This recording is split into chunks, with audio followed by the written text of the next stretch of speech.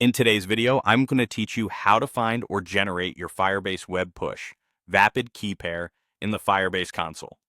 We'll start by heading to the Firebase console in your browser and signing in with your Google account. Once you're in, you'll see a list of your Firebase projects. Click the project you want to work with. If you manage several projects, use the search box at the top to quickly locate the right one and double-check the project name to avoid configuring the wrong environment.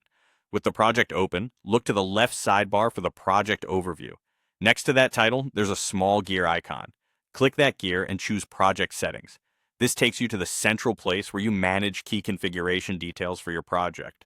At the top of the settings page, you'll see several tabs. Select the Cloud Messaging tab. This is where Firebase Cloud Messaging, or FSM, exposes settings related to push notifications across platforms. We're interested in the web configuration area, so scroll down until you find it. Within web configuration, look for the Web Push Certificates section. This is where your Vapid or Voluntary Application Server Identification keys live. These keys are essential for sending web push notifications securely.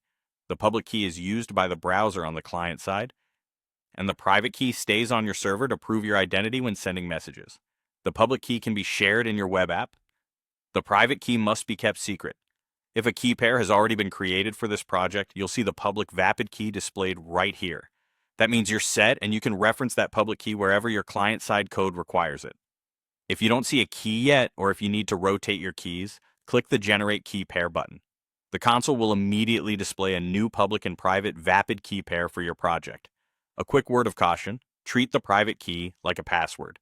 Do not share it publicly and avoid committing it to source control. If you generate a new pair, understand that this effectively rotates your keys, and existing web push subscriptions may need to be refreshed in your application logic. That's it. You've signed in, opened your project, navigated to project settings, moved to the Cloud Messaging tab, scrolled to Web Configuration, and either found your existing Vapid key or generated a new pair. With these keys in place, you're ready to integrate secure web push notifications with Firebase Cloud Messaging.